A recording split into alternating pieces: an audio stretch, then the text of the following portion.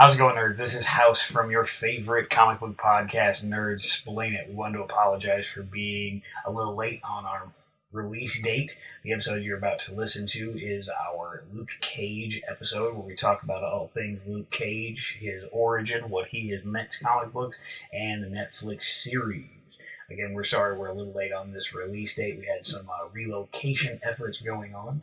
We moved Jess up from Clearwater, Florida, up here to St. Louis, up to Nerdsplain It HQ.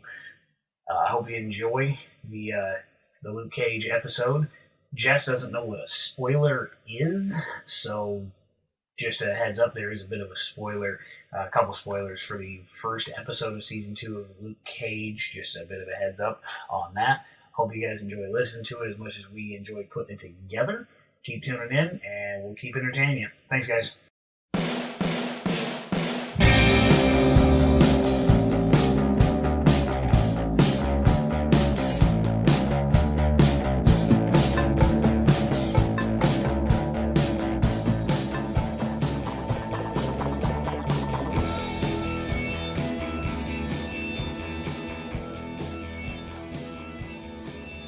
Welcome, everybody, to another episode of Nerdsplain It, your favorite comic book podcast, a comic book podcast for every level of nerd, where we discuss comics in a way that is easy to digest for newcomers and presents new discussions and information for some comics and more dedicated fans. I, as always, am House, joined by the best-looking co-defendants a person could ask for. I got Wookie with the double E. Hey. Dave.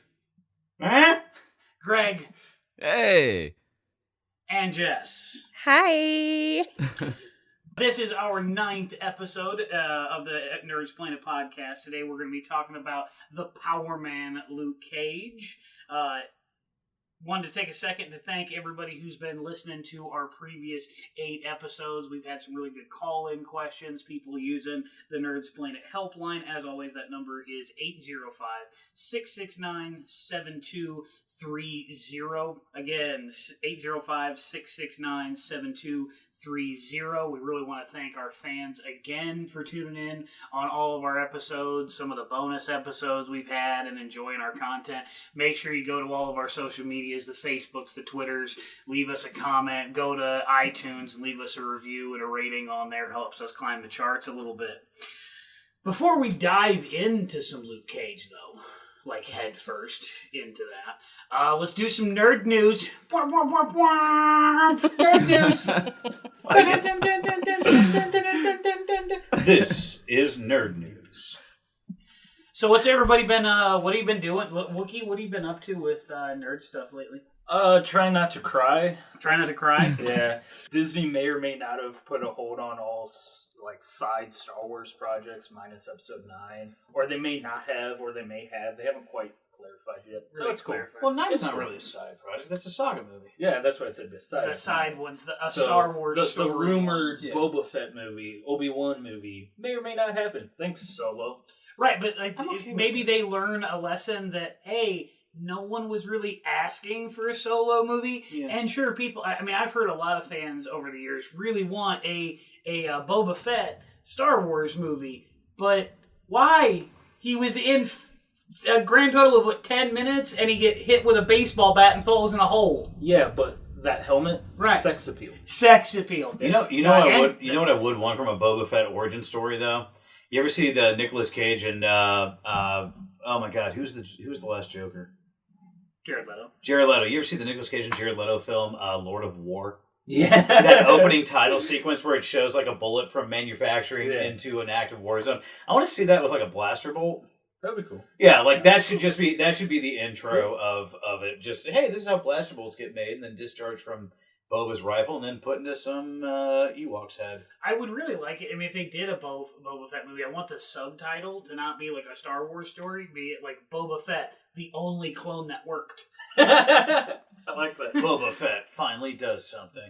Well, and then like the Obi-Wan movie, that was really didn't most of his story in between Star Wars and the Star Wars movies get covered in like Rebels and the cartoons? Well, we Yes. didn't see what he did for the first 15 years of his life, But from birth to when he met Qui-Gon, because we totally need that filled in.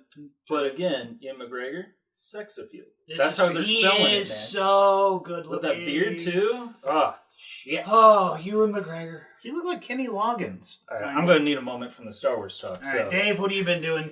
Honestly, I have a weird pattern with my comics. I pick up my comics week to week, and then it takes me a couple weeks to get through and finish them. I had a backlog of like a month going because of all my trips to, going to Texas, going to DC, stuff like that. So I had to finally catch up on those. And now I'm still backlogged a couple of weeks. So I'm still catching up on a few things. I've been excited, though, because I've been able to add a couple things to my pull and hold, to my subscriptions for comics. One of which being Marvel has brought back one of the first comic characters I ever read in 1992 named Darkhawk for this Countdown to Infinity that they're doing. They're doing a lot of these like one-shots, but for some reason he has a 4-issue arc in this countdown, so I'm really hoping that brings the character back because it's a really neat character. Visually they had redesigned him a few years ago to look just way awesome, and they've kind of kept that up. So that's as a sort of nostalgic, fist bump. That's kind of neat. Nice. Other than that, it's been mostly TV shows, movies, gaming. Getting through, finally finishing Horizon Zero Dawn, because that took forever with that one. Great game. Trying out some of the new TV series, some of the new comic TV series that have been coming around on the, socials. And we're actually going to do a little segment later on about some of those newer comic book shows that Dave watched. What about... Greg, what have you been doing? Yeah. I've been selectively watching E3, because that went on last weekend, I believe. Yeah. I forgot about E3, yeah. So excited for Ghost of Tsushima. No, Super there's only Smash? 2 games I'm actually excited for. Well, 3, What? but my 2 main ones are Ori and the Will of the Wisps and Spider-Man PS4. I do not have a PS4. You but- have to switch now. I knew this was going to happen. Well, switching is such a strong word. Co-owner. Now we've Yeah. opened ourselves up to the Microsoft Sony debate, so Oh, boy. our comment section is going to be It's going to blow up. So now we the need Switch to people do can a- the Switch people can go play in the sandbox. Yeah, right. At work, I got to set up a Commodore 64. Nice. Didn't work. Well, but, no. It's a Commodore 64. It's Really? 2018. Yeah. Had the Wow. monitor with it and everything. So, what was... Okay, Greg, other than Spider-Man 4, what was the other game you're looking forward to? Ori and the Will of the Wisp, Battlefield 5, and Gears of War 5. 5? Yeah. Yeah, 5. Well, it's Gears 5, not Gears of War 5. Yeah. Which you're, is weird. So you're a Microsoft guy. Yeah. Okay. He has a fever all the time. Which is weird because they've already had 5 Gears of War games. They had the main 3, then Judgment, and 4. Right. Really, this is Gears of War 6. Well, was Judgment, I think, was outside. It was like... Isn't Judgment a prequel? No idea. No one played it. Who I knows? stopped after 3. I'm not gonna lie, I chainsaw didn't play it gun, either man. because That's I felt awesome. like it was, So, Greg, if it makes you feel better, I'm wanting an Xbox for Halo. So we're both going to have to make... Oh, speaking of which, audience, so since we're talking about merging multiple consoles in the same household, coexisting, we have a T-shirt for sale. that On has our an awesome Facebook page. coexist- Good plug. Damn. Yeah. Looking Go out. buy our shit. Well, we're over here. We're over here. We just realized we could also do a Coexist Gamer shirt, so we'll probably get to work on that. Oh, cool. Asking gamers to coexist is a lot because you're always going to have the quote-unquote PC master race out there. Right. Yeah. Yeah, Yeah. speaking of E3 real quick, the one thing that I was hoping to see, I was really glad to see some new Last of Us 2 footage. Yes. It just looks fantastic. Yeah, that Ghost of Tsushima looks really good. That does look There good. was I'm not the biggest Spider-Man fan in the world, but a bunch of the Spider-Man games have, regularly been good. I think it was Shattered Dimensions was good. Oh, Shattered Dimensions was awesome. Yeah, and like the original Spider-Man and Spider-Man 2 movie tie-in games, those were fun. Those were fun. 2 was really good. Yeah. So I'm down to play. I don't know if I'll run out and buy it for $60, but I'll definitely run it. I definitely want to play They that announced one. nothing I would buy. Well, in Last of Us 2, can't forget about that. Yeah, we got a new trailer for that in the place and some gameplay, Yeah. which looks really tight. Is that Like, a and zombie not game? like what I'm kind of trying. game is that? Last of Us 2. Last of Us 2 is a post-apocalyptic sort of survival adventure drama. They're not technically zombies. It's actually a very real thing that exists in nature called cordyceps. It's a fungus that takes over a host body. Yeah, it's disturbing if you actually watch. This is why I don't leave the house. Yeah, well, realistically, it thankfully in our world we. Oh, sorry, Jess was trying to say something. I guess not. I was just going to tell Greg when he goes to buy his PlayStation, get one that already has that game on. Oh, like a bundle? It's only a $20 game, so it's not the end of the world now. Mm-hmm. Okay. The first one, at least. Yeah, that's a game, like, if you're getting a PlayStation, you have to play it. Like, the story. Also, it's going to make you cry. Spend $2 on a box of tissues. The first 30 minutes are going to rip your heart out. Yeah. It's fantastic. It caused me to have a worse drinking problem for a while. Yeah. That and the Walking Dead season 1, like the Telltale game, the ending of that had me bawling. One thing that didn't get announced that I was really looking forward to was the possible Rocksteady Superman game. Superman is a character who has literally never had a good or great bullshit video game. What? Nintendo 64 Superman Get out. Oh, that was terrible. Superman Shadow of Apocalypse was serviceable. Though. Serviceable, but like nothing that we get, like nothing that has ever been, like, it's like Spider-Man's had good games. The Avengers have had good games. Batman obviously has had good games. Correct. Superman has just never. But Rocksteady, the same studio that did the Arkham games, save for Arkham Origins. Death Return of Superman. That was a good game. Whichever one, the one I played the most, or at least tried to, was the one that was just the Superman game for the Sega Genesis, and I could never get past the second level. Pissed me off. Yeah, those side-scrolling beat-em-ups were a pain. Yeah, so hard. Another one that Jerry and I talked about from E3 this week was Hideo Kojima's Death Stranding with Norman Reedus, Guillermo del Toro, and Mads Mikkelsen. Yeah. We got a new trailer for that, a little bit of gameplay, and as Jerry and I said, what we learned from this new trailer, new gameplay, is nothing at all. Hideo Kojima keeps these games so tightly under wraps. Like, there's less known about those by the time they come out than a friggin' Star Wars movie at this point. And Star Wars saga movies are kept well under wraps. Kojima games are the same way. And half the time, it's not going to help you anyway, because there's so many high concepts at play. So they could try to spoil it, but it's just going to leave someone in existential confusion. Anyway. All right, so Jess, what you been doing nerd-wise? I've been doing research for, this episode. And last weekend, I binge-watched the entire first season of Luke Cage. I'm kind of mad I didn't watch it sooner. I fell in love with it. And then last night, I finally got around to watching episode 1 of season 2. And oh my gosh, I feel like there's a lot missing. Greg, did you watch the first episode at all yet? I have not yet seen the second season. Like, I don't know if I missed an episode, but things pick up in different places, and I'm not sure what's happened to some of the characters. I don't want to spoil anything, even though it's just the first episode. So it's very interesting, the artistic direction that they chose for the cover art for Netflix, where he's holding Harlem. It seems like, you know how you had the guy with the globe? Yeah. It seems like that's what they were trying to pull off. Okay. So it's interesting, what direction they're going to pull for the second season. I'm interested. kind of like an Atlas Shrugged type. Yeah. Just Atlas. Oh, sorry. Yeah. Atlas Shrugged is a boring as crap novel that for the benefits of blah, blah, blah. Oh, yeah. That was a joke I was aiming for. I didn't see that. I don't know why I thought of Atlantis, but... Was that for the first season or the second season, Greg?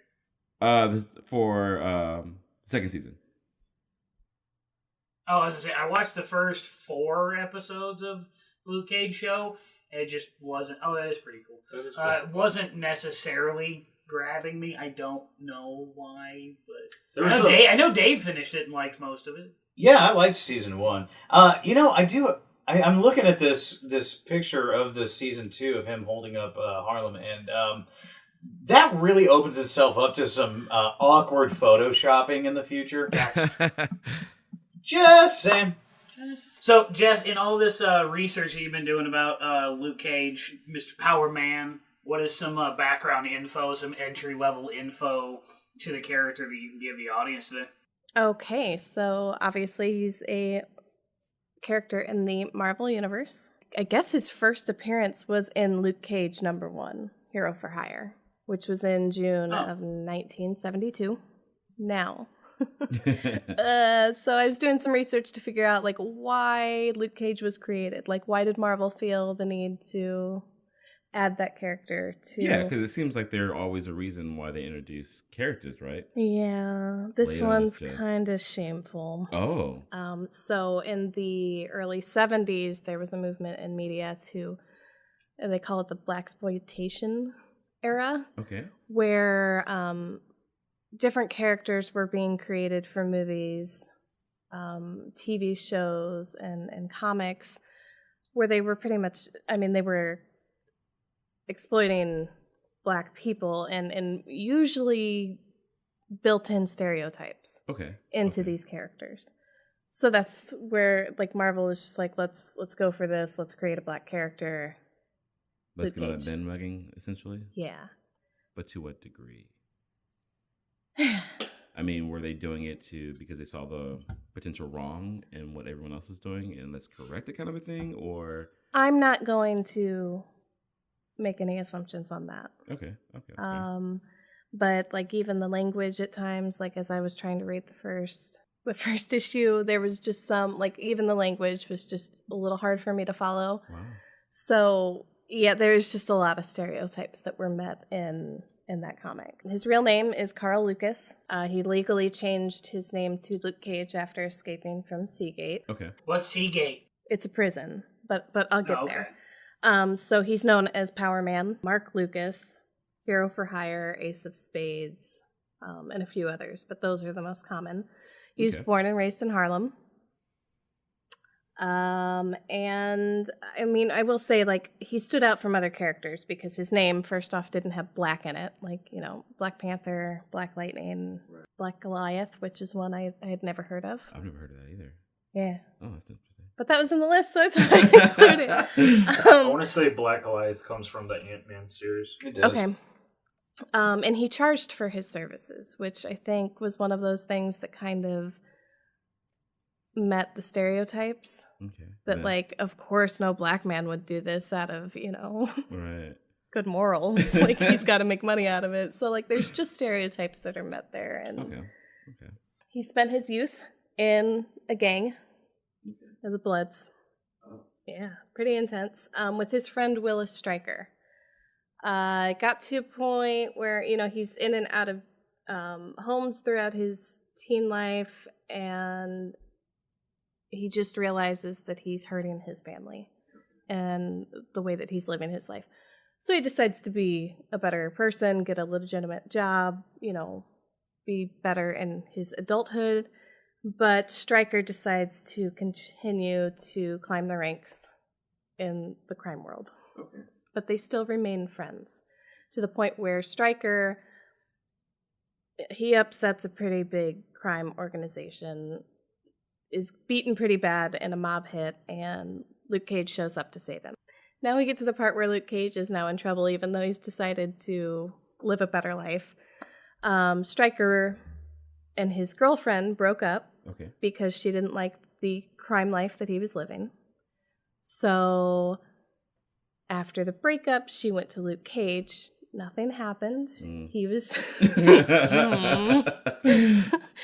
he was there to comfort her and support her emotionally as she was going through the breakup, but Stryker just immediately went, nope, you're the reason we broke up. Oh.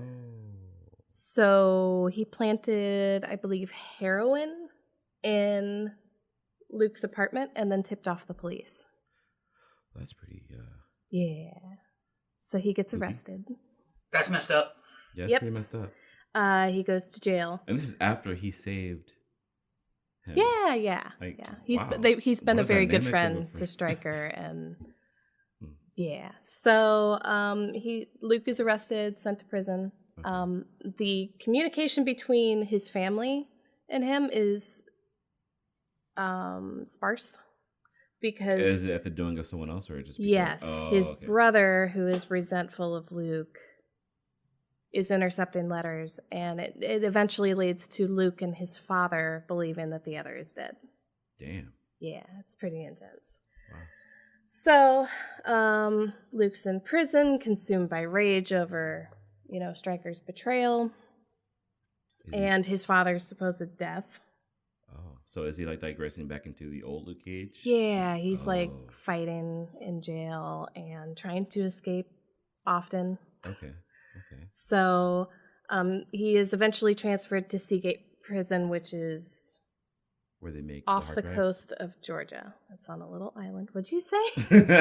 Where they make the hard drives. External hard I drives. get it.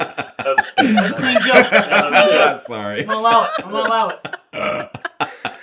Some computer nerd humor. That was subtle. That was nice.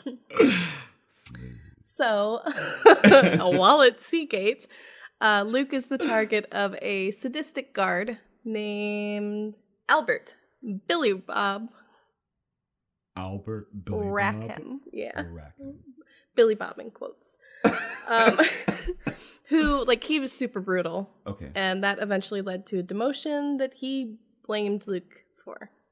Why? It seems like the recurring theme is like blame Luke Cage for everyone else's problems. He's a black man, Greg. Oh, right. Go on. So then enter research scientist Dr. Noah Bernstein. Okay. He's got a experiment. It's like cell regeneration, and it's based off of an experiment that Wasn't it similar to what they did with Cap? he used it to empower Warhawk, but I don't know who that is. And as I tried to do some research on that, are you aware of Warhawk Dave, at do all? you know who Warhawk is? No idea. I don't know that one. No, not ringing a bell. Okay. I mean, I found some information, but basically what I found is he's a villain, and he's a highly trained assassin. Okay.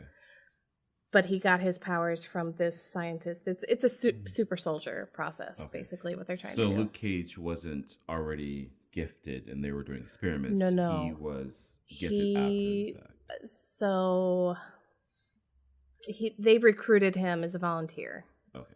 And I believe it took some time off of his sentence.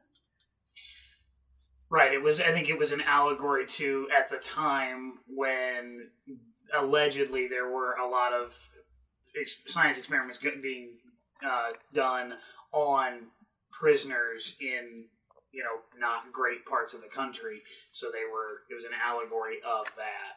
Oh, okay. And then he comes out of it with indestructible skin and super strength. Yeah, so the scientist left Luke unattended while this process was going on. He's like emerged in this liquid, and there's all these controls. Well, the sadistic guard shows up and messes with the controls and to try to kill Luke. The experiment went past its intent, which gave him powers. I mean, he's now has superhuman strength and durability. Okay. So he uses those powers to bust through the walls of Seagate, swim back to land, and then he heads on back to New York. Okay. And at which point he changes his name from Carl Lucas to Luke Cage. Does he choose the last name Cage because he just broke out of a cage? Is that Well, because despite all his rage, he was still just a Luke in a cage.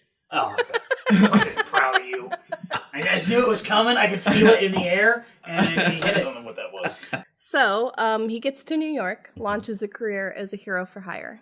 Okay. He establishes an office in Times Square and starts making money off of people who need a hero to do whatever jobs they need. Okay. Now, while taking on some of these jobs, he runs into other superhumans in New York, like the Fantastic Four and Spider-Man and Jessica Jones and multiple others. Okay. So that's where. Okay. yeah. All right. And then, House, take it. Awesome. Thank you very much for all that introductory background. I think that'll give people at least a firm base of understanding, okay, where did that character kind of come from? What we want to do now is introduce for the first time ever, a little mini segment called Jerry's Kid. Jerry, how's your kid? She's good. Thanks, Jerry. That was this week in Jerry's Kid. Please tune in in our next episode to find out if Jerry's kid is still good. So, real quick, I think we're going to move on. So, as Jess left it off there, that Luke Cage is yet another one of the multitude of superheroes that operates out of the 5 boroughs in New York City. He's had a lot of team-ups with a lot of different heroes. Dave, I know you know more about Daredevil, the man without fear, than anyone could possibly know. And in the Netflix series of Defenders, we saw Luke Cage and Daredevil kind of team up. What have as far as you know, what has their interactions been like in the comics? Luke Cage and Daredevil and Iron Fist and Moon Knight and Spider-Man and sometimes Ghost Rider all occupy a sort of what's considered street level group of Marvel heroes. They mostly just kind of stick to their independent sections of New York City. They rarely venture out on the big international or cosmic missions, anything like that. So over the years, Luke and Matt have had many run-ins, and I've never, that I can recall, seen one where both of them in their right minds have come to blows. They've just, at this point, they've been working together for so friggin' long that it's just like, if they wind up in the middle of a fight and they notice one another, Luke, Matt, what are you doing here? What are you doing here? They just start talking, because Luke is typically a pretty level-headed guy, unless you mess with his wife or his daughter, and Matt's a typically pretty level-headed guy, unless you murder one of his girlfriends, and usually Luke's not going to do that. That's Bullseye's job. Right. So. I gotcha. Now, Luke has been a part of, Jess mentioned he's got the Hero for Hire business. I think his primary team-up has been with Iron Fist, correct? Oh, you're asking me? Yeah. Oh, my bad. You mentioned Jess. Shit, she brought that up. Yeah, Heroes for Hire is usually Danny and Luke, which they've been together, they've been apart, they've been together, they've been apart, It's a rocky back and forth. It's usually more that they're victims of circumstance than anything else, than they're victims of each other. They recently brought back Luke Cage and Danny Rand about a year or two ago. And they just titled it Power Man and Iron Fist, even though Luke hasn't gone by Power Man in a very long time. There's been a new guy running around calling himself Power Man in a suit ever since the Shadowland stuff in 2009. Actually, they may have just called it Luke Cage and Iron Fist, but it was another instance where the situation just threw them together, and Danny was all excited about getting the team back together, but Luke was very insistent that no, that wasn't going to happen. And the events of those comics were just sort of a one-off. And it was interesting because that comic came out right around the same time that first season of Luke Cage, first season of Iron Fist, and eventually first season of Defenders came out. And the main villainess from season 1 of Luke Cage is actually in there.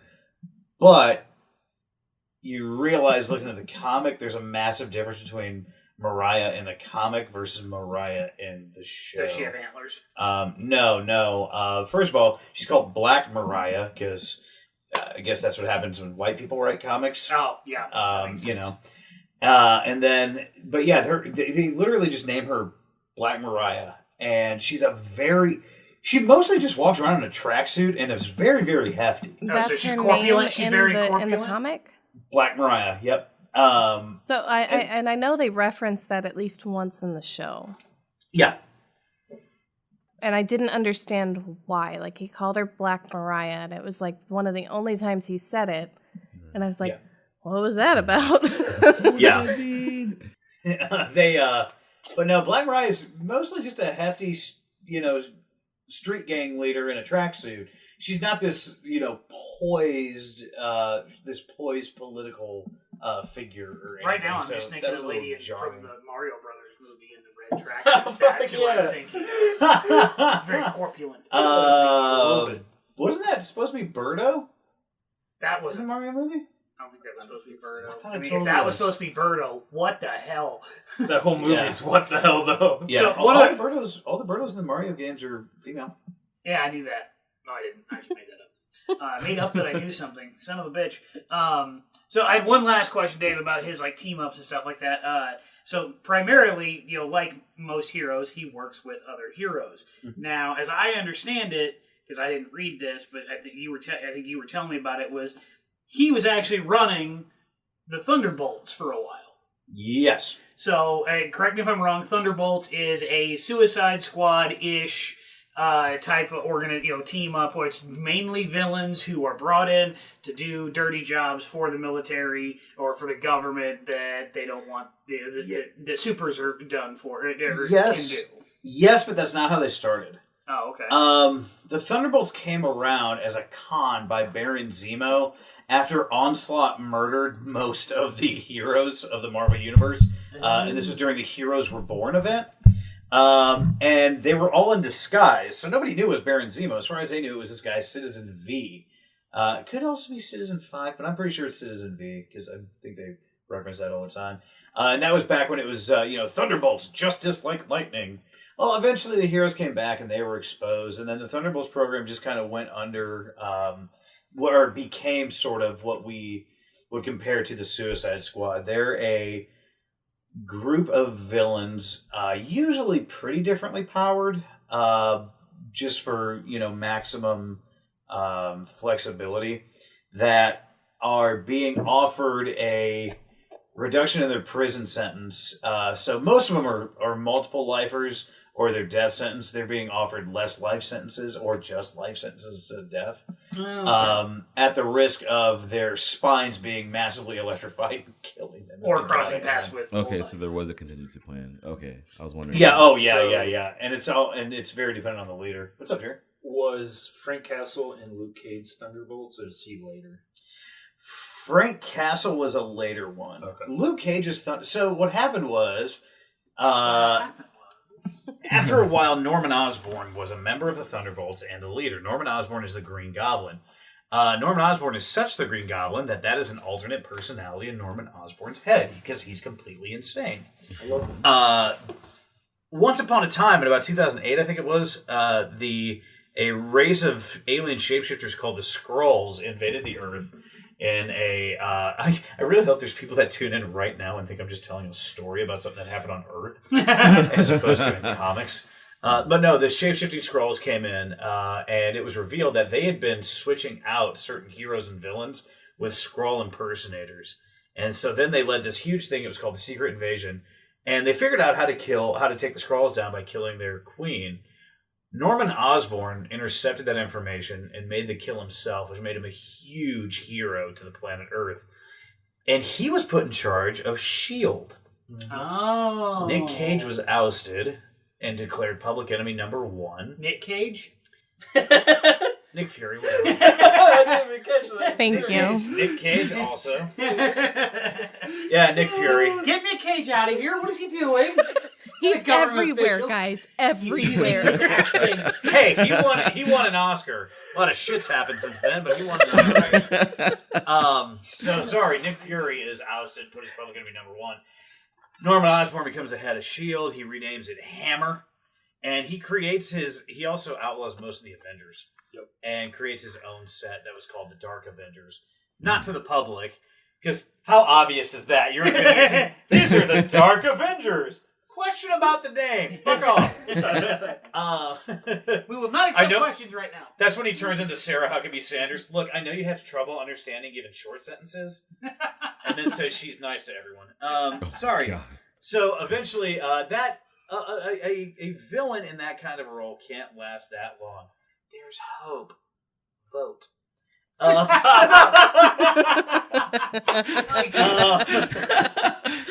The views expressed by me are not necessarily the views expressed or shared by all of Nerdsplain It. I am personally responsible for any comments I make of a political or socioeconomic nature.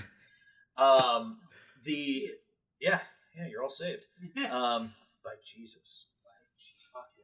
Wow! The views expressed by Jerry concerning religion are not necessarily the views of Nerdsplain It as a whole.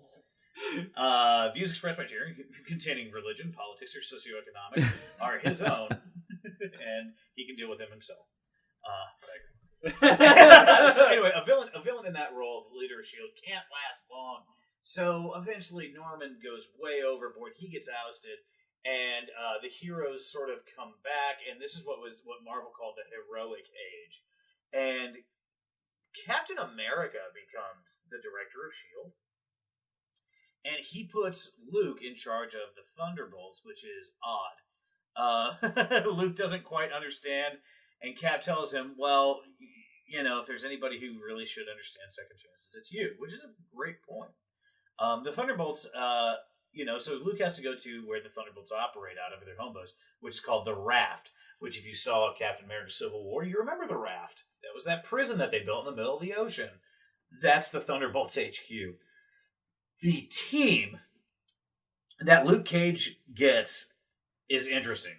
So he gets a woman named Songbird, who used to be known as Screaming Mimi. She makes hard constructs out of sound using her vocal cords. Oh. Mach 5... Kind of like a Black Bolt? No, Black Bolt Bolt is just He's kind of like a Green Lantern, but with sound. Yeah. Well, Songbird is like a Green Songbird Lantern is, with right, sound. yeah. Then there's Mach 5, who's basically like a villainous Iron Man, because there's not enough of those in the Marvel Universe. Right. Moonstone, Dr. Carla Sofin, who... the reason she's called Moonstone is she has two very powerful gems called the Moonstones. And she's basically the same power as when Carol Danvers was Captain Marvel. Flight, strength, and she's also a licensed psychiatrist, so she loves playing mind games. Then as you go on, you get into some of the the other interesting ones, like Man-Thing, who is if you know what Swamp Thing looks like, you got Man-Thing, Which came first? Swamp Thing did. Chicken. Yeah, Swamp Thing did. Okay. Swamp Thing, however, never had an issue called Giant Size Man-Thing, where nobody in the editing process ever looked at it. Awesome. How do you release a comic called Giant Size Man-Thing and no one goes, question about the title. Are we married to the Giant Size Man-Thing? I wish it was married. Man-Thing mostly acts as their transportation. Okay. He gets them in and out of... Yeah, Man-Thing opens portals that allow them to go different places. Oh, interdimensionally, okay. That's things cool. like that. That's really cool. Then there's Ghost, who we're about to see in Ant-Man and Wasp, or who we've already seen in Ant-Man and Wasp, depending on when this is released. This is the male Ghost, though. Yeah. Who Ghost is always handy to have around if you can kind of keep a hold on him. Juggernaut is on the team. Oh. Because, with Luke, they didn't have enough muscle. I don't know. Juggernaut? What's that? The X-Men Juggernaut? Yeah. The Brotherhood of Evil Mutants. Snap. Yeah. I'm the Juggernaut bitch. That Juggernaut. Yes. Satana's on the team. Satana is the daughter of Satan. And She then sounds hot. the Captain America villain. I see what you did there. Then you got the Captain America villain Crossbones, who never really reforms. Like, he goes rogue first opportunity. And full-blown racist. Yes, full-blown racist. I put that on, I think I put that on the Nerdsplain It page or something like that. Yeah. There's a conversation between Crossbones and, like, Moonstone where he says something. She goes, oh, I forgot. When you're not crazy, you're totally racist. Mm-hmm. And then other than that, there's the Shocker, which is not to say... the Shocker is the Spider-Man villain. Mr. Hyde, if you know Dr. Jekyll and Mr. Hyde, you get it. And then temporarily, for a quick period, Iron Fist was in there as well. So so him running an organization like that, they were still doing the similar things that the Thunderbolts had always done, but now it was okay. They had a good guy in charge, and hopefully that would corral the villains better. Yeah, they had a good guy who had a criminal history, but managed to get reformed. I mean, ultimately, it didn't work out because it never does. Right. I mean, they end up having to switch out that Thunderbolts roster every so often. Right. After Luke Cage was the General Ross Thunderbolts. Oh, that's one with which was Frank. Elektra and Deadpool and Frank Castle. Just a bunch of the murderers. Red Hulk. Gotcha. Yeah. Just a hit squad. Now, how did Luke Cage and Juggernaut get along? Do they ever go at it? Not really. I mean, depends how many drinks Yeah. he had. Not really. They, I think it's pretty widely accepted that while Luke Cage is bulletproof and he is very strong, Juggernaut is a lot harder for Luke to deal with. Okay. It'd be like Luke squaring off against the Hulk. Oh, okay. He may That's not fair. get That's that hurt, but there's not a whole lot he can do to his opponent. He could just say, "Stop Right. it! Stop Like, it!" his skin is really tough. The Incredible Hulk's big toe going into a human anus, that's on the inside of the skin, and that's where the damage happens. Oh my god. That's an image from my That's head how- there. That's just... That's how you get athlete's ass. And ingrown toenails. Yeah. Can you get hangnails on your toenails? Yes. Oh, okay, yeah, imagine that. Imagine So- that getting just scraped off up in That's there. right, Woo! yeah. So, Jared, real quick, do you have any updates on like stuff that Luke Cage has been doing in like the past like couple of years? Yeah, so he's done a lot of cameo stuff.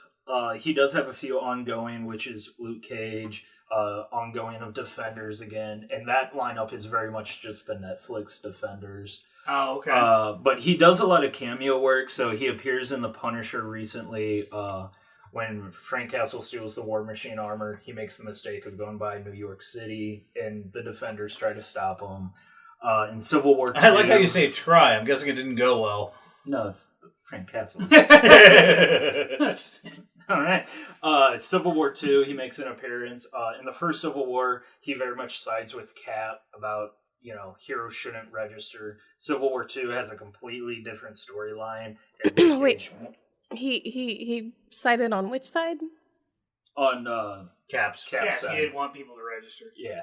So he goes to fight for Cap. From the whereas- guy who just kind of does it as... But that's his choice. Yeah. Right. Yeah. That's his choice to come out and say, no, I'm Luke Cage. Fight me, yo. It's an identity, not a choice. Yeah. Yeah, Oh, but he doesn't want people to feel forced to come out and say that. Okay. He makes that choice himself. In Civil War II, there's a Inhuman can predict the future, and the Avengers want to use them, or use the Inhuman to help stop future crimes. And the other side is like, no, you can't do that. And Luke Cage is like, I'm not getting involved. I'm going to hang back with Iron Fist. Well, and the reason that they're saying, no, you can't do that is because they're trying to stop the crimes before they happen. And the crux of that argument is that if you arrest someone before they've done something from a shaky vision that someone has, you're arresting an innocent person who hasn't committed a crime. It's like whereas the Minority other side's Report. going, oh, well, we can prevent the crimes, if we do it. Yeah. Well, at least Minority Report has the advantage of having Tom Cruise. No, all three of them. It's the triplets. Yeah. So it's usually, I think they go off a 2 out of a 3 and then they discard the Minority Report. Yeah. But otherwise, all three of them have to get a vision before they act on it. Yeah. This one, it was just the one person. Who was it? Not Karnak. Oh my God! Ulysses Kane. Yes, Ulysses. That's what it was. That was I think that was a weaker reason to have another Civil War event. Yeah. But you mentioned the Defenders series and how it's just like the Netflix cast. I've noticed that a lot with Marvel over the past several years. Their comics more or less reflect what their current other media is, Right. as opposed to what the characters historically have been. Which- I don't know if I've necessarily liked. I think it's one of the reasons that I don't think Marvel has been as good in recent years as DC has been. Well, it makes it easier for people to get into it, because if their only experience is Netflix and the movies, they're like, oh shit, it's a comic book, I know who all these guys are. Less of a shake-up. Yeah. Okay. Yeah. Less That makes shocking. there's some sense to that. It's that soft rice stuff that they give to children like, and Joe. old people. Joe. Joe. Yeah. Jesus. But yeah, so Luke Cage just pops up in issues here or there.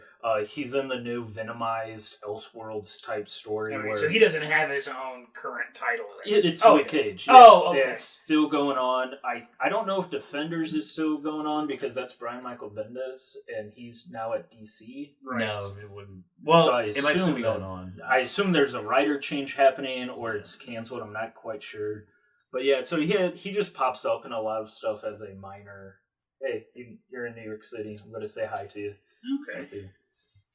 So that's a lot of Luke Cage right there. I think we're gonna step for a second and go to another segment called Dave's Divulging Dialect. I got nothing for the name of this one. Screw it. No, Dave has been checking out some of the other or different superhero shows or comic book based TV shows that have come out. I've caught a couple of them, but he's watched a few more of them than I have. I know he checked out the pilot, the first episode for Preacher. I know we watched that. He did Legion. He did, what was the X-Men one? So yeah, I've gone through and I've just checked out the pilot episodes of a lot of shows that I've missed over the past couple of years. Preacher, Runaways, Legion, Gifted, couple of others. To start with, I'd probably say I'll talk about Legion a little bit because I think I've watched more episodes of that than I have the other ones. That came heavily recommended by my brother and sister-in-law who just love that show. Legion's interesting. It's on FX or FXX, whichever. But you can also find it on Hulu, which is what I've been watching it on. It follows a Marvel character who's actually been an X-Men named Legion. How about that? The character in the comics is really interesting because the character in the comics has dissociative identity disorder, formerly known as multiple personality disorder. And each of Legion's separate personalities has a different mutant power, ranging from stuff that could barely harm a fly to what's considered beyond Omega level powers. In Marvel Comics, beyond Omega level powers is stuff that is a level of power that could potentially threaten the multiverse. Yeah, because looking up, I saw like stuff that there were several of his identities that have reality-altering powers. Like he went up against like one of the I think it wasn't. It was somebody who had the equivalent of the like one of the Infinity Stones, like the Reality Stone, being able to use that, and their ability to manipulate the universe superseded that. Right. So yeah. So this makes me think of Split in a way. Yes. Yeah. He's not a villain though. He's just a very fractured hero. Okay. Oh my god, what was it? No, Philly, that was no, Philly, that was Patwitha. That was Patwitha. Yeah. No, you're thinking of Patwitha. Oh my God. I think you might be pregnant. Was now. that a reference to the movie? Yeah. Yeah. Because I have never seen the movie, and I just freaked out just now because I was like, "What is wrong with the guys?" Like, like it kind of freaked me out just now. You need to see that movie because it is fantastic. Oh, okay. But no, then the TV series takes a little bit different direction from what I've seen so far, and I'm not very far in. But they make him more of a schizoid or a schizophrenic personality disorder or schizophrenic disorder more than anything. You don't get any hint of necessarily different, separate dissociative identities, anything like that. Okay. The first episode is it's an acid trip. It's a mind fuck. Yeah, it's not even like an acid trip. An acid trip of a first episode I can deal with. The first episode of Legion gets a little bit hard to follow because it bounces between what's real, what's going on in his heads, and you as the viewer don't really know. Right. That throttle gets eased off of by the second episode, though, and it's much more clear what's actually happening versus what he thinks is happening. And there are very interesting relationships in it. The acting is very, very well done, and it does have, as an FX or an FXX show, it gets to play around a bit more with brutality. Oh, okay. So some of the stuff that happens is a little bit more visceral than you would catch on, like an Arrowverse TV show. Okay. But so far so good. I've been enjoying it. Like I say, it came on the recommendation of my brother, who watches like all of them. Nice. So we're gonna do that once per episode. Talk about some of these less than mainstream superhero shows that aren't getting talked about as much. Next up, The Secret of Isis from the 1970s. So that's a working title for that segment. We should open that up for listeners to make suggestions if they'd like. I'm totally down because whatever I threw up out of my mouth just didn't make any sense. They're not all winners. They're just not. I mean, I appreciate how you tried to go for alliteration. I did. The way comics do with their characters. I hate alliteration too. Yeah. I failed. Maybe next time go for end rhyme. Yeah. Dave's faves. I failed this podcast. Boom. Off the top of my head, I came up with it. Before we finish up, we want to talk, since we just got into talking about some of the other TV shows that are out there, we want to spend a couple minutes just talking about the Netflix series, how we kind of each felt about it, some of the messages that show has tried to send that some other shows really may or may not be brave enough to do so. Like I said earlier, I've only watched the first 4 episodes. I don't know what wasn't necessarily grabbing me about it. I loved Daredevil. It took me until the very last episode to necessarily get into Jessica Jones because of its whole neo-noir type thing. But Luke Cage, I don't know what wasn't grabbing me, but I got about 4 episodes into it. Racism. Black people. I got freckles. What do freckles have to do with this? Literally nothing. It was. That's the part you're bothered by, not the fact that because he couldn't enjoy Luke Cage, I called him racist. There's probably people correct on both sides, many sides. It seems like it's God. a recurring theme with Netflix shows when it comes to the Marvel shows. They're very slow, but once they start, once that click or switch happens, the show is fantastic. Except for Iron Fist and Defenders. Iron Fist. Yeah, that one was. I finished it just because I devoted so much time into it already that I was like, you know what, I'm going to just finish it. I'll be honest, I got hooked on Luke Cage pretty early on because I find him extremely attractive. Is it the bald He's a head? good-looking man. There's no way around that. Yeah. Just when do you meet Shades? Oh wait, you already have. Yeah. So what have you guys thought more about it than necessarily me? Because I didn't watch it much. So overall, I was a big fan of the show. I loved Daredevil, which was pretty much bound to happen because I'm such a huge Daredevil fan. I really liked Jessica Jones. I actually thought that I enjoyed the first season of Daredevil better than the first season of Jessica Jones, but I felt like Jessica Jones was a better series. The first season of Jessica Jones was better, despite me enjoying Daredevil more. It's the Empire Strikes Back Return of the Jedi thing. Some people like Return. I know a lot of people who like Return of the Jedi more, but they recognize Empire's a better flick. Luke Cage, I didn't know what to expect going in. I thought the overall tone of Luke Cage I really liked. I think the first season had a lot of heart, and I really appreciated that. I liked. It got to a point there where some of the tie-ins felt a little forced. Some of the tie-ins between the other series felt a little bit forced, but not too bad. I mean, overall, it was better than Iron Fist. It was better than Defenders. I'll get around to watching the second season. I still need to finish the second season of Jessica Jones. I suffered a complete burnout on a lot of the superhero TV shows, but just from hearing people talk about them so damn much, to the advertisements taking up all the space in my feed and Facebook, I just cracked. I haven't watched an Arrowverse show in 2 years because I just got burnt out. So it's taking me so much longer to get through stuff like Jessica Jones season 2, and it'll probably take me a bit to get through Luke Cage season 2. So Jess, what did you like about it? Since you're fresh off of it, what is something you picked up? Fresh out. It's Luke Cage. Fresh out. So, one of my favorite callbacks in this first season is the original costume because it's so cheesy and it's so god-awful that, there's no way. Oh, that's right. He's got the tiara and the arm bracelet. He had the tiara? Yeah, so after the experiment, he breaks out, but these are, restraints that were part of the thing. So, he's got the tiara on, he's got the arm bracelets on, and as he breaks out and swims back to shore in Georgia, he runs up to a clothesline and grabs the yellow shirt and a pair of jeans. And he is, straight up, half-button shirt. He is Luke Cage from, issue number 1. And then, it's funny because, he walks up to this car and he sees his reflection and he's like, what the fuck? I'm wearing a tiara. And he takes it off. They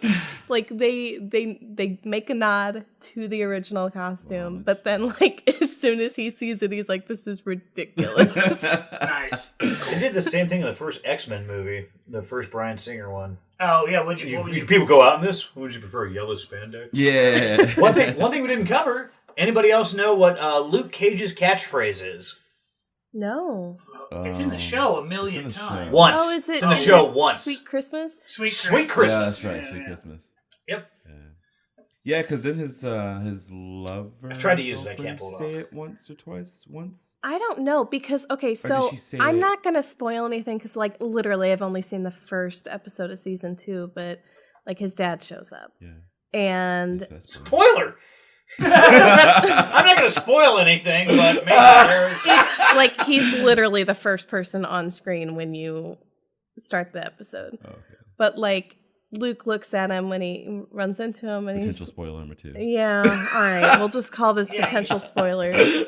I don't feel like it's that bad because it's literally episode 1. That we But haven't seen yet. okay, fine. But whatever. He looks at his dad and he says, bullshit. And his dad gets really upset because, he's a minister. And he's like, what, do you prefer I say Sweet Christmas? Right. And he looks at him and he stops for a second. He goes, actually, yes. So there's something there. And I'm not sure. I think that the nurse chick that he slept with, I think she said it during Iron Fist. Because I remember her saying it. He was saying it before that, though. So I think No. I'm saying that she picked it up from Luke Cage. Yeah. Oh, okay, yeah.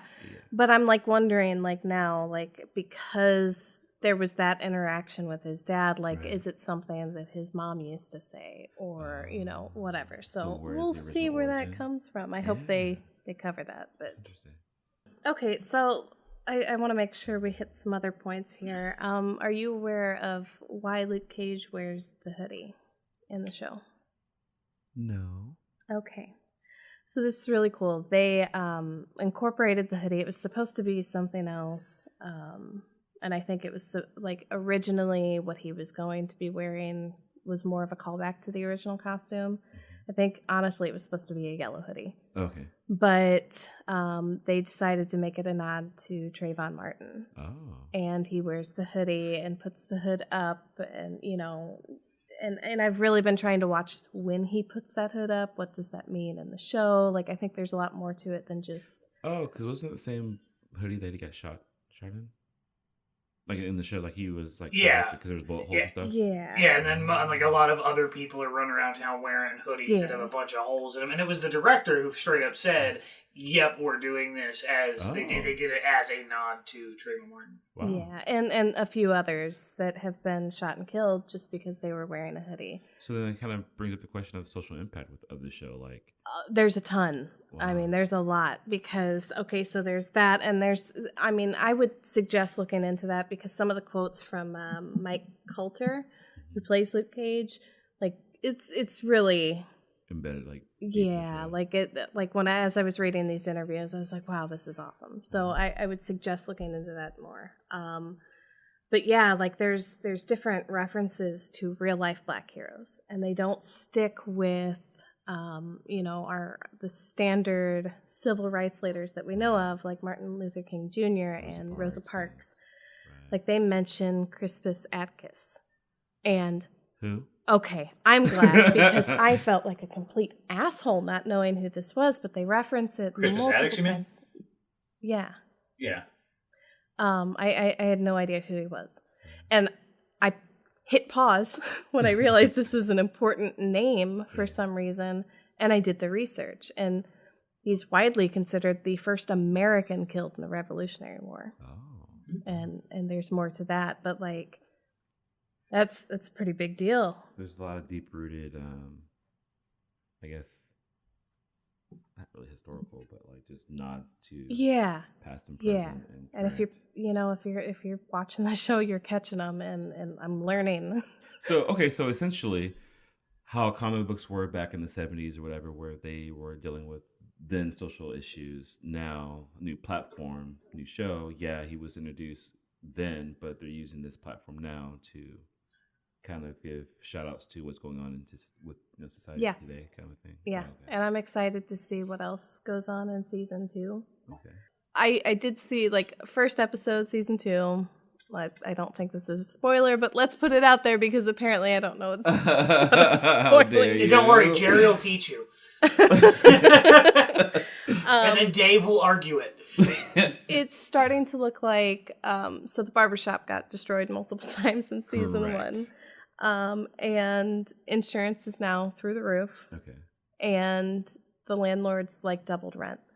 So this gets brought up like pretty early in the first episode, and you can kind of see where like other people are trying to point him in the direction of like hero for hire. Like, you need to start charging for your services because we can't keep this shop if you don't. And everybody knows this is your home base. So, and I'm wondering if that, instead of like in the comics, he had his office that he established in Times Square. I'm wondering if in the show they just want to keep things in Harlem and focus on Harlem. So the barbershop then becomes the office. I can see that. It's really expensive to shoot in Manhattan. They did mention in the first episode, or the first season, that they're pretty sure this isn't meant to be a barbershop anymore because it just keeps getting destroyed. So okay, that's pretty awesome. So I think we have very thoroughly covered Luke Cage for a character that the 5 of us don't actually, have. We don't. None of us really read a lot of regular Luke Cage. I think we covered a lot. Please, listeners, go to our social medias, comment on the episode. Let us know what you thought. If you've got any further questions, give us a call at the Nerdsplain It helpline, 805-669-7230. Again, hit us up on the Facebook, the Twitter. We got the Instagram account where we're starting to show off some of our pets. We had our cat Snow up there, Wookie, that's 2 E's, his dog Bella up there, and I think we got a few more coming, so that's going to be exciting. We'll keep posting just adorable pictures of those animals reading comic books. My photos of my trouser snake are on another site. That's Nerd Hub. We do want to take a second to welcome another member of our team, Kat. She's handling a lot of our social media posts. She's handling. She's going to be developing our YouTube channel, doing a lot of stuff there. That eventually we're going to start throwing some stuff up there. That's the stuff she's doing so far. She's been doing a great job. We're happy to have her along. She's got some expertise that none of us have, so it's making us a little more well-rounded, so we can present the show and our product the way we want to. Real quick, let's end the show with some reading recommendations. Dave, go. The Constitution. I don't. Something like the Constitution. Let's see. What do we talk? We talk about Luke Cage then. Yeah, check out the Luke Cage Thunderbolts run from the Heroic Age. Good stuff. Jerry. Check out the other Thunderbolts run with Frank Castle and Electro hooking up. There you go. I'm going to give you a current one. It's that new Brian Michael Bendis, The Man of Steel runs, about 3 or 4 issues in. It's a weekly series.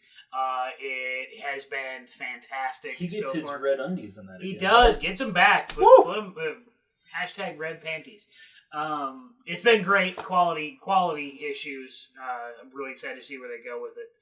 Greg Jess? Spider-Man PS4.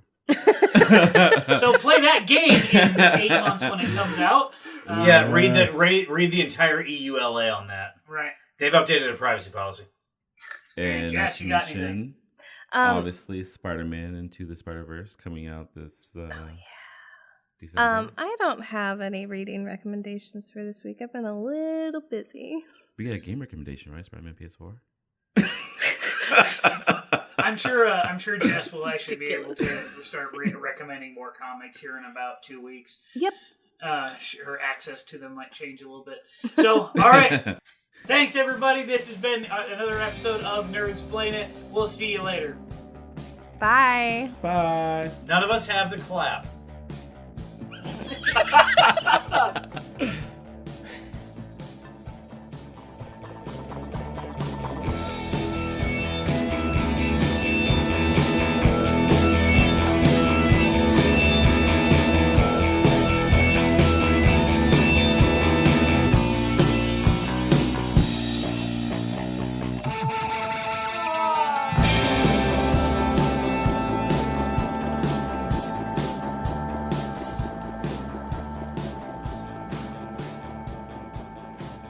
S's back. I don't know if I know how, but I'll give it a shot. Like, that was fine. That was a not a Oh, that's right. That's an SH. So don't with it. Just don't think about it too much. Just ignore me. Fucking thanks. How's it going, nerds? This is House from your favorite comic book podcast. Why now you're fucking laughing? I just said the S's, and you go, "This is House." You get a little bit right now. All right, stop laughing so I can do this. Hold your breath. I knew you couldn't do it, so I didn't start. Here we go. Oh my god. How's it going, nerds? This is House. I hate you. I hate you. Now it's all I'm thinking about. We have to hurry. Dave's hungry.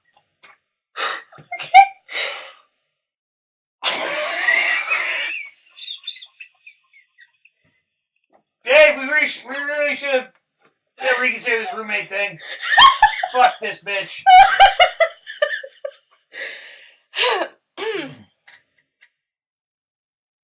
How's it going, nerds? This is House from your favorite comic book podcast, Nerdsplain It. You're fucking laughing now. I'm gonna go. Get out. You can try this.